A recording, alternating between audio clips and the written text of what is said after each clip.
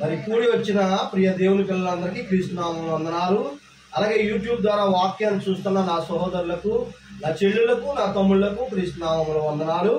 ప్రియమైన దేవుని పిల్లలారా, మరి దేవుడు ఎవరైతే ఆయన యందు విశ్వాసం ఉంచుతారో, ఎవరైతే ఆయన నమ్ముతారో, ఎవరైతే యేసు నామములో ప్రతి ఒక్కరూ కూడా విశ్వసిస్తారో వారిని దేవుడు ఖచ్చితంగా రక్షిస్తాడు, స్వస్థపరుస్తాడు.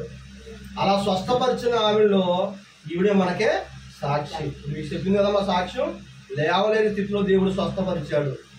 నాదేముంది, సేవకుడిగా ప్రార్థన చేయడం వరకే నా వంతు.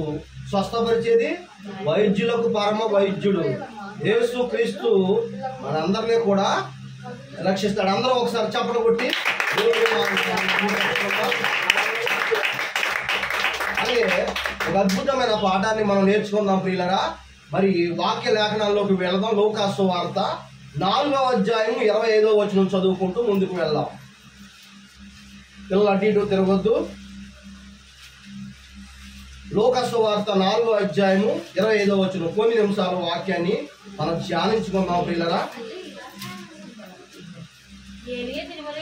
ఏలియా దినముల యందు 3.6 కాలంలో ఆకాశము ముయ్యబడి ఏంటమ్మది అమ్మ బయట నా మాట పడుతుందా? మాట పడుతుందా?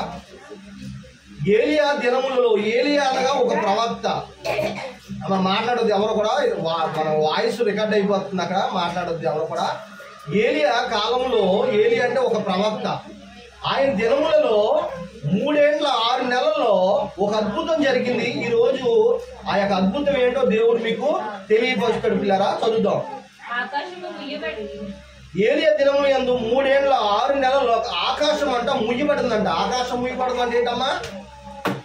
ఆకాశం ముయ్యబడిందంటే పిల్లరా, వర్షము రాకుండా ఏలియా అనే ఒక ప్రవక్త ప్రార్థన చేసి వర్షాన్ని ఆపేశాడు.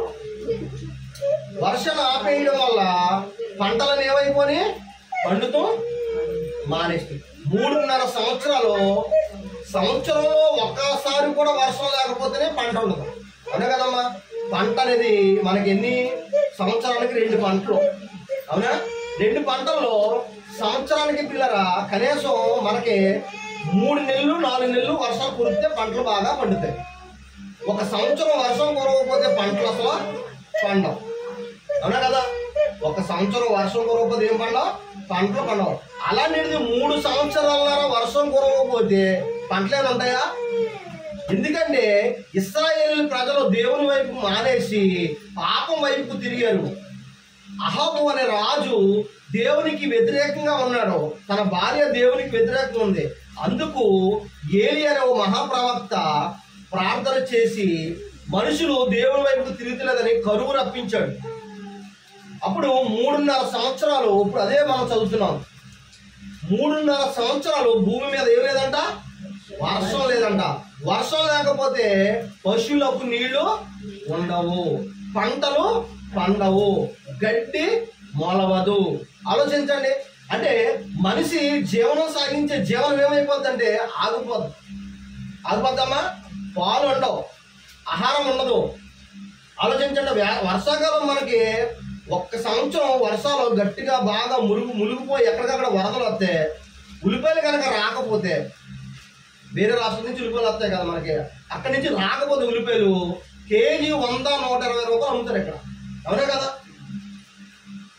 ఒక్క సంవత్సరంలోనే వానలు ఎక్కువై పంటంతా మునిగిపోయి పంట నాశనం అయిపోతే కేజీ ఉల్లిపాయలు 120 అయితే మన పూర్వం ఒక రోజులో చాలా మంది కేజీ ఉల్లిపాయలు వాడేస్తారు. అవునా? ఉల్లిపాయలకే 120 రూపాయలు అయితే కూరగాయలకి ఎంత పెట్టాలి? అవునా కదా? అంటే ఒక మనిషి బ్రతకడం ఎంత కష్టమైపోతే, అలాంటిది 3.5 సంవత్సరాలు భూమి మీద వర్షం లేదంటే మనుషులందరూ ఎంత కరువు అనిపించారో ఆలోచించండి. అవునా కదా?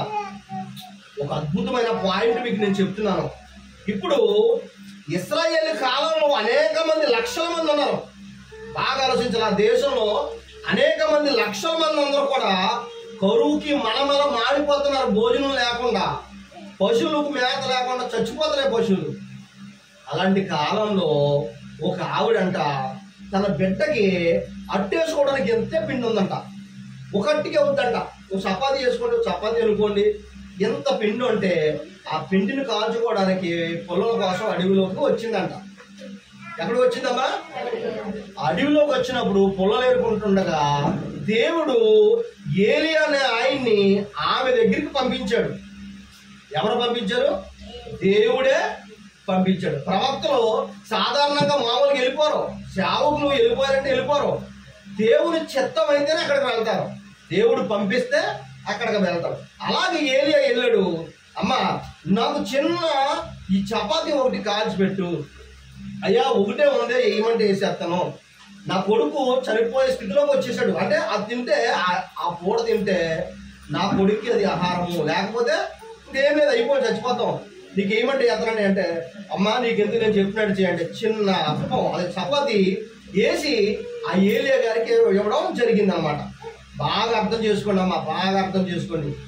దేవుని ఆశీర్వాదం అంటే ఎలాగుంటుందో, అసలు అది ఎలాగొస్తుందో ఈరోజు మీకు అర్థం అవ్వాలి. ఉప్పు చదవం ఎంత బాగుంటుంది. ఏలియా దినముల యందు 3.5 సంవత్సరములు ఆకాశము మూయబడి దేశమంతటను గొప్ప కరువు సంభవించెను. ఇశ్రాయేలులో అనేక మంది ఏంటమ్మది? ఇశ్రాయేలులో అనేక మంది ఎవరున్నారంట? త్యాగాల్లో విధవరాలు ఎంతమంది ఉంటారు? మరి అలాంటిది దేశంలో ఎంతమంది ఉంటారు? బాగా అర్థం చేసుకోండి. ఇప్పుడు పిల్లల ఒక రాష్ట్రంలో మీరు బాగా ఆలోచించండి.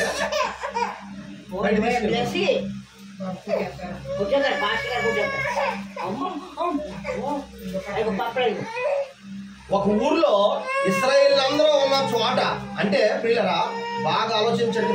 ఒక పెద్ద ఊరు, రాజమండ్రి అంత పెద్ద పట్టణంలో విధవరాలు ఎంతమంది ఉంటారు? ఎంతమంది ఉంటారమ్మా?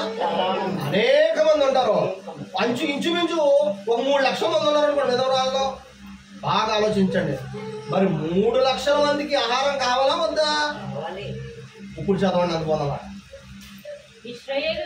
ఇశ్రాయేలులో అనేక మంది విధవరాలుండినను ఏలియా సీదోనులోని సారేపతు అను ఊరిలో ఉన్న ఒక్క విధవరాలి యొద్దకే గాని మరి ఎవరి యొద్దకి పంపబడలేదు. అన్న వాళ్ళందరూ కూడా ఆయనకి అనవసరం. అమ్మా, ఇది బాగా ఆలోచించాలి. దేవుని యొక్క ఫోకస్, ఎవరైతే దేవుని యందు విశ్వాసం ఉంచుతారో, ఎవరైతే దేవుని యందు నీతిగా యథార్థంగా భక్తిగా పాపం చేయకుండా ఉంటారో వాళ్ళని మాత్రం దేవుడు చూస్తాడు. బాగా ఆలోచించాలి మీరు. నువ్వు దేవుడిని నమ్ముతున్నావా? నువ్వు దేవుని యందు విశ్వాసించుతున్నావా? అక్కడ అనేక మంది విధవరాలు ఉన్నా కానీ దేవుడికి ఎవరు కనపడ్డారు? ఒక్క సారేపద్దు గ్రామంలో ఒక్క విధవరాలే కనపడ్డది. అనేక మంది ఉన్నారు కదా. అనేక మంది ఉన్నప్పుడు అనేక మందిని చూడాలి కదా దేవుడు అంటే. అనేక మంది అవసరం లేదు. ఎవరైతే దేవుని యందు విశ్వాసం ఉంచుతున్నారో ఆమె మాత్రమే దేవుడు కావాలి. బాగా ఆలోచించండి. అసలు కరువు పెట్టింది ఎవరు? దేవుడు. బాగా ఆలోచించండి. ఎంతమంది మాట. రోగాలు పెట్టేది ఎవరు? దేవుడు. కరువు పెట్టింది ఎవరు? దేవుడు. కానీ కరువులో, ఈ రోగాల్లో నా బిడ్డ చచ్చిపోకూడదు, నా బిడ్డ కుటుంబం చచ్చిపోకూడదు, నా బిడ్డ కుటుంబం ఆకలితో అలమటించకూడదు అని ఒక ప్రవక్తను పంపించాడు. అక్కడ ఎంత బాగుందో చూడండి. సారేపతు గ్రామంలో అనేక మంది విధవరాలు ఉండినను ఒక్క విధవరాలి యొద్దకే పంపబడిను. ఎంత బాగుందండి మాట. ఈ రోజు ఇలా వాక్యాన్ని మీరు ఇలా ఆలోచించారా పిల్లరా? త్యాగంలో ఎంతమంది ఉన్నారు కదా, నాకే ఇన్ని కష్టాలు వస్తున్నాయేంటి అనుకుంటారు. నా ఇంటి పక్కలు బాగున్నారు, అవతల పక్కలు బాగున్నారు, ముందున్న వాళ్ళు బాగున్నారు, నాకేంటి దరిద్రం అనుకుంటూ ఉంటారు చాలా మంది. అనుకుంటారా? అనుకుంటారా? ప్రియమైన దేవుని పిల్లలారా, దేవుడు మిమ్మల్ని పరీక్ష పెట్టినప్పుడు ఓర్పుగా ఉండాలి. వాళ్ళకంటే అధికముగా హెచ్చించడానికి మీకు శ్రమల వెనకాల మేలు దాచి ఉంచాడు. ఎంత బాగుందండి. అనేక మంది విధవరాలు ఉండగా ఒక్క ఒక్క విధవరాల యొద్దకే ప్రవక్తను పంపించాడు. ప్రవక్తకు ఒక్క చపాతీ వేసిందంట. ఇంతమా ఒక్క చపాతీ, ఇంత చపాతీ వేసిందంట. ఉన్న పిండే కొంచెం ఉంది. ఆ పిండి చపాతీ ఎవరికి వేసింది? ఇదేంటి నాయన, మేము తినకపోతే మేము చచ్చిపోలే ఉన్నాం, నీకేసి మేమెక్కడ చచ్చిపోవాలి అనాలి కదా. అనలేదు. ఎవరికి పెట్టింది? ప్రవక్త. ప్రవక్త అంటే దేవుని మాటని మోసుకొచ్చిన వాడు, అంటే దేవునికి నోటు బోర. ప్రవక్త ఎవరమ్మా? దేవుని బోర అన్నమాట ప్రవక్త. ఆయన మాట నోటిలో దాచుకొచ్చి మనకు అందించేవారే ప్రవక్తలు. అలాంటి ప్రవక్తకి ఇంత పిండే ఉందంట. సాయంత్రానికి రేపటికి ఎల్లుండికి ఉందంటే పోనీ అంతా వేసాడు, తినేసాడు, వెళ్ళిపోయాడు అనుకోవచ్చు. ఒకటే చపాతి, అది చిన్న చపాతి. ఆమె ఏమనుకుంది? తన బిడ్డకెట్టేసి ఈవిడ కూడా మానేద్దాం పుస్తుందాం అనుకున్న చపాతి అది. దాంట్లో మరలా చిన్న చపాతి చేసుకొచ్చి ఇచ్చింది. ఆ చిన్న చపాతి కంటే కడుపు నిండుద్దా? కానీ సేవకుడు దాని మీద చేయి వేసి ప్రార్థన చేస్తే ఆశీర్వాదం. అది అసలు విషయం. ఆశీర్వాదం ఎక్కడుంది? సేవకుడు ఎప్పుడైతే చేయి వేసి ప్రార్థన చేస్తాడో అక్కడ ఆశీర్వాదం దేవుడు దాచించాడు. అందుకు ఈ ఏలియా అనే ప్రవక్తని ఆమె దగ్గరికి వెళ్ళమన్నాడు. ఆమె కోసం ఏలియాని అక్కడికే పంపించాడు. అనేక మంది విధవరాలు ఉండినను ఆమె మాత్రం విశ్వాసంగా ఉంది, ఆమె మాత్రం నీతిగా ఉంది, ఆమె మాత్రం దేవుని దృష్టిలో ఉన్నది. అర్థమవుందండి మాట. అసలు వెంటనే సేవకుడు ప్రార్థన చేసి ఎప్పుడైతే ఆ చపాతి ముక్క తినడం మొదలు పెట్టాడో, అమ్మా ఇంట్లో బియ్యం పెట్లు ఉంటాయి కదా మనకి, స్టీల్ పెట్లు ఉన్నాయా? ఉన్నాయా? డబ్బా నూనె పోసుకుంటే ఒక డబ్బా ఉంటుందా? ఉందా? ఉంటుంది. ఆ పూర్వ రోజుల్లో పెద్ద పెద్ద డబ్బాలు, పిండికి మనం బియ్యానికి ఎలా దాతున్నామో డబ్బాలు, అలా పెద్ద డబ్బాలు, నూనెకి పెద్ద డబ్బాలు. ఎప్పుడైతే ఈ చపాతి ముక్క తినడం మొదలు పెట్టాడో అందులో నుంచి భూమిలోంచి నీళ్లు ఊరినట్టు ఊరిపోతుందంట. పిండి ఏమైందంట? పిండి ఊరిపోతుందంట. డబ్బా పెట్టిలో బియ్యం ఎలాగైతే ఊరిపోయి పైకి వచ్చేస్తున్నాయో అలాగా పిండి కింద నుంచి పొంగుకుండా పొంగుకుండా పొంగుకుండా పైకి వచ్చేస్తున్నాయంట. నూనె ఇంట్లో ఉన్న గిన్నెలు నిండిపోయాయంట. కుండలో గిన్నెలు అన్ని నిండిపోయాయంట. ఏంటది? నూనె. కావాల్సింది మనకి ఏంటి? చపాతీకి కావాల్సింది పిండి, నూనె. అవునే కదా? ఎప్పుడైతే ఈ పిండి పొరుగుపోతుందో ఆశ్చర్యం వేసిందంట ఆవిడికి. 3.5 సంవత్సరాలు మొత్తం ఊరంతా కరువు అనిపిస్తే ఈ తల్లి కుటుంబం ప్రియరా ఇంట్లో వాళ్ళందరూ తింటున్నా కానీ 3.5 సంవత్సరాలు ఎలాగా మిగిలిపోయిందంట. దేవునికి మహిమ కలుగును గాక. హల్లెలూయా, హల్లెలూయా. దేవుణ్ణి నమ్ముకుంటాం అంటే ఇదేంటి నమ్ముతాం అంటే? ఇది నమ్ముతాం అంటే అనేక మంది విధవరాలు ఉండనా ఒక్క విధవరాల్ని దేవుడు చూశాడంటే ఆమె ఎంత గొప్పగా బ్రతుకుంటుంది అసలు ఆలోచించండి. ఆమె క్యారెక్టర్ ఎంత గొప్పగా ఉండకపోతే దేవుడు మెచ్చుకుంటున్నామని. చదువు ఎంతమంది అన్నమాట. అబ్బబ్బకి ఎంత బాగుంది చూడండి అన్నమాట. ఏలియా దినములు యందు 3 6 నెలలు ఆకాశము మూయబడి ఉండెను. దేశమంతటను గొప్ప కరువు సంభవించినప్పుడు ఇశ్రాయేలులో అనేక మంది విధవరాలు ఉండినను. ఏలియా సీదోనులోను సారేపతు అను ఊరిలో ఉన్న ఒక్క విధవరాలు యొద్దకే గాని మరి ఎవరి యొద్దకే పంపబడలేదు. ప్రియులారా ఎంత బాగుందో చూడండి అన్నమాట.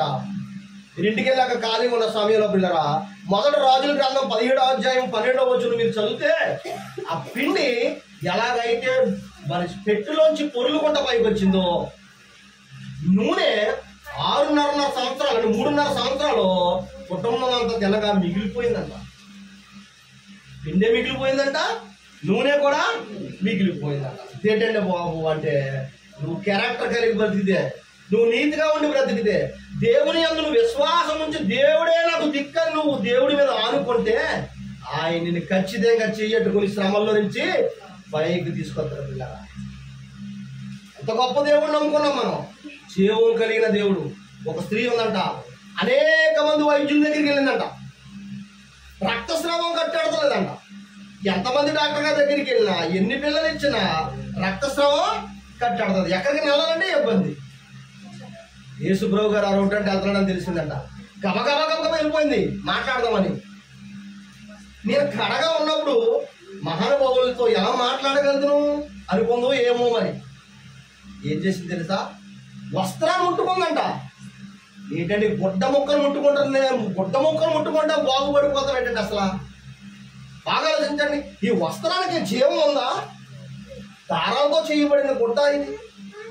వస్త్రాన్ని ఉంటుందంట. ప్రభుని ముట్టుకుంటే ప్రభు ఏమంటాడో ఏంటో అని అంతమంది జనం తీర్థం జరిగినట్టు జరుగుతుంది. జనం గుట్టలు గుట్టలుగా ఉన్నారు ప్రభుని చూడటానికి. వచ్చి వస్త్రాన్ని ముట్టుకుందంట. ఇన్ని సంవత్సరాల నుంచి వైద్యం చేయించుకున్న, మందులు వాడిన తగ్గలేని రక్తస్రావం తక్కువ కట్టిపోయిందంట. వ్యాధి ఏమైంది? తక్కువని తగ్గిపోయిందంట. ప్రభులో నుంచి ఏమి వెళ్ళింది తెలుసా? వస్త్రాల్లో నుంచి జీవం జీవం జీవం వెళ్ళిందంట. ప్రభుకు తెలిసిపోయింది, నా ఒంట్లో నుంచి ఒక ప్రభావం వెళ్ళింది బయటికి. ఎవరు నన్ను ముట్టుకున్నారో చూసేసరికి అయ్యా నేనే కాలు మీద పడిపోయింది. ప్రభువులో ఉన్న శక్తి బట్టల్లో నుంచి ఆమెలోకి వెళ్ళిపోయింది. ఆమె రోగాన్ని బాగు చేయబడింది పిల్లరా. అదేండి విశ్వాసం అంటే. విశ్వాసం అంటే ఏంటమ్మా? అది అపోస్తులైన పౌలు గారు, యేసుక్రీస్తును నమ్ముకున్న భక్తులు, శిష్యులు కూడా అద్భుతాలు చేశారు పిల్లరా. ఏం చేశారమ్మా? అద్భుతాలు చేశారు. అపోస్తుల కార్యాలు 19వ అధ్యాయం 11వ వచనం చూడండి ఎంత బాగుంటుందో.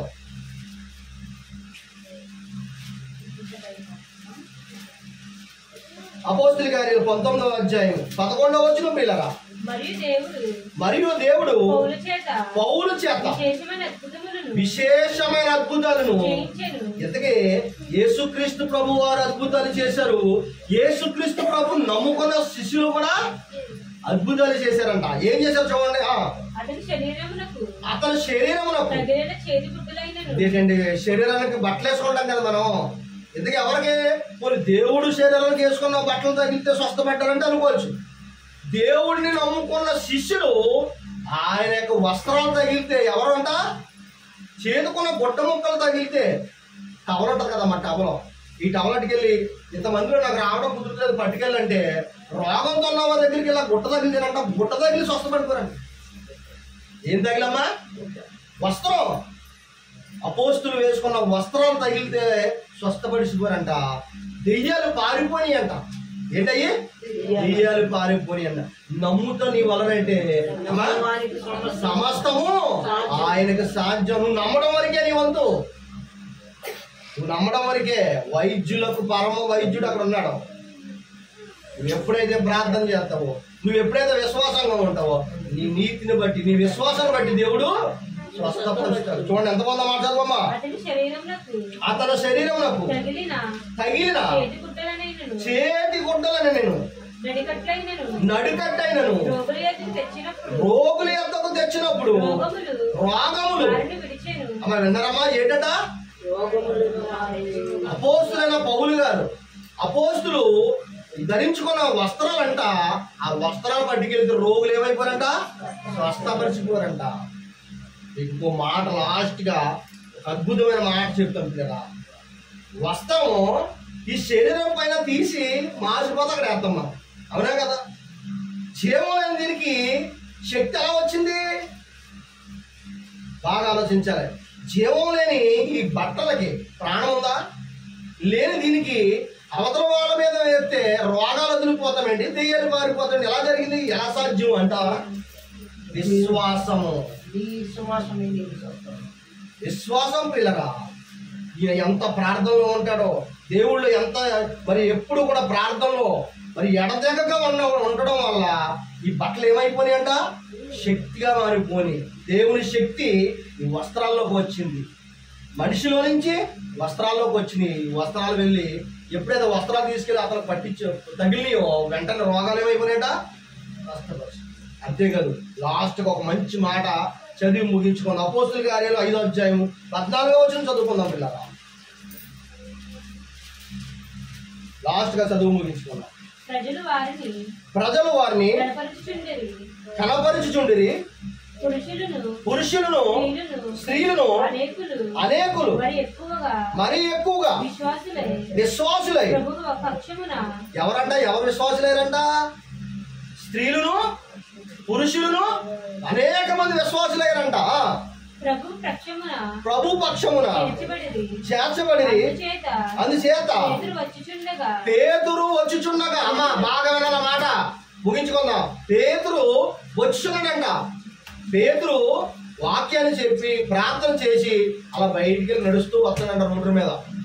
అనేక మంది ప్రజలు అపోస్తుల కోసం, శిష్యుల కోసం దారిలో రోడ్డుకి అవతల పక్కన యువతల పక్కన ఎవరో పేషెంట్లు, రోగాలతో ఉన్నవారు, ఎన్ని వైద్యాలు చేసుకున్నా, ఎన్ని బిళ్ళలు వేసుకున్నా తగ్గని రోగాలతో ముదిరిపోని వ్యాధి కలిగిన వారు ఎక్కడున్నారంట? రోడ్డు అవతల పక్కన యువతల పక్కన. దెయ్యాలు పట్టుకున్న వాళ్ళు అవతల పక్కన యువతల పక్కన గుట్టలు గుట్టలుగా ఉంటేనంట పేతురు గారు వస్తున్నారంట. అందుచేత పేతురు వచ్చుచుండగా జనులు రోగులను వీధులలోనికి తెచ్చి వారిలో ఎవరి మీదైనను అతని నీడైనను పడవలనని మంచముల మీదను పరుపుల మీదను వారిని ఉంచిరి అంట. ఏం జరిగిందంటమ్మా? పేతురు గారు వస్తారంట అవతల పక్కన. పేతురు గారు నీడ పడితే చాలని చూశారంట. పేతురు గారు వస్తుంటే ఈ నీడ మనిషి వెళ్తాం కదమ్మా, ఈ నీడ పడదు కదా, ఆ నీడ ఎంతమంది అయితే పడిందో వాళ్ళందరూ కూడా రోగాలన్నీ కూడా స్వస్థపడ్డారంట. దేవునికి మహిమ కలుగును గాక. హల్లెలూయా, హల్లెలూయా. యేసుక్రీస్తు నామములో అంత గొప్ప శక్తి ఉంది. ఆయన పేరులో అంత గొప్ప శక్తి ఉంది. ఆయనలో అంత గొప్ప శక్తి ఉంది. ఆయన నమ్ముకున్న వారి విశ్వాసంలో అంత గొప్ప శక్తి ఉంది పిల్లరా. పేతురు గారు నడుచొస్తుంటే ఆయన నీడ పడితో స్వస్థపడిపోయిందంట. దెయ్యాలు వదిలిపోయి పారిపోయాయంట. రోగాలు వదిలిపోయినాయంట. ముదిరిపోయిన తెగుళ్ళు, క్యాన్సర్ లాంటి భయంకరమైన వ్యాధులు తగ్గిపోయాయంట. దేనికి? యేసుక్రీస్తు యొక్క శిష్యులు నడిచి వస్తుంటే ఆ నీడ పడితే ఏంటంటే బాబు ఎంత ఆశ్చర్యం అసలు. ఇది అద్భుతానికే అద్భుతం. క్రీస్తుని నమ్ముకున్నావా? నీవు యథార్థంగా బ్రతుకుతున్నావా? నీవు అనేక మందికి ఆశీర్వాదకరంగా దేవుడు నిన్ను చేస్తాడు. ఈ కుటుంబంలో అద్భుతం ఆశ్చర్యమే కాదు, నీవు ఇంకొక కుటుంబంలో అడుగు పెడితే వాళ్ళకి అద్భుతం జరుగుతుంది. నిన్ను ఆశీర్వాదకరంగా మారుస్తాడు దేవుడు. నువ్వు నమ్ముకున్న దేవుడు జీవం కలిగిన దేవుడు. అంత శక్తిమంతుడు. యేసయ్య నామములో అంత గొప్ప శక్తి ఉంది పిల్లరా. పౌలు గారు గొడ్డ ముక్కలు తగిలితే స్వస్థపడ్డారంట. పేతురు గారు నడిచేందుకంటే నీడ పడిన వారు స్వస్థపడ్డారంట. అదేంటి మనం నమ్ముకున్న దేవుడి యొక్క గొప్పతనం. ఒక గొప్ప దేవుడు నమ్ముకున్నారు చూసారా? ఆలోచించండి. విశ్వాసంగా ఉండండి, నీతిగా ఉండండి, భక్తిగా ఉండండి పిల్లరా. పరలోకం కోసం ఎదురు చూడండి. అవకాశం ఇచ్చినా తప్పు చేయకండి. మీరు తప్పు చేయకుండా, పాపం చేయకుండా ఎదురు చూస్తే ప్రభు కోసం మీరింట్లో ఎన్నో మేలులు పొందుతారు. మీరు అనేక మంది జీవితాల్లో మీరే ఆశీర్వాదకరంగా మారుస్తారు. దేవుడు మారుస్తాడు. సారేపతి గ్రామంలో అనేక మంది విధవరాలు ఉండినా ఒక్క విధవరాలని దేవుడు ఎందుకు పోషించాడు? ఆలోచించండి. త్యాగాల్లో ఎంతమంది ఉన్నా పిల్లరా, మనం ఒక్కరిమే దేవుడు దృష్టిలో పడాలండి. ఎంత భక్తిగా ఉండాలి, ఎంత నీతిగా ఉండాలి. ఆమె ఎంత భక్తిగా ఉండుంటది. సారేపతి గ్రామంలో విధవరాలు ఎంత భక్తిగా ఉండుంటది, ఎంత నీతిగా ఉండుంటది. దేవుడు ఎంత నీతిగా ఉండుంటే ఆవిడ చూసుంటాడో ఆలోచించారా? ఆలోచించండి పిల్లరా. మనలో అంత భక్తి ఉండాలి, మనలో అంత నీతి ఉండాలి, మనలో అంత యథార్థత ఉండాలి పిల్లరా. విశ్వాసంగా ఉన్నాం. ఇచ్చిన వాక్యం దేవుడు దీవించును గాక. ఆమేన్.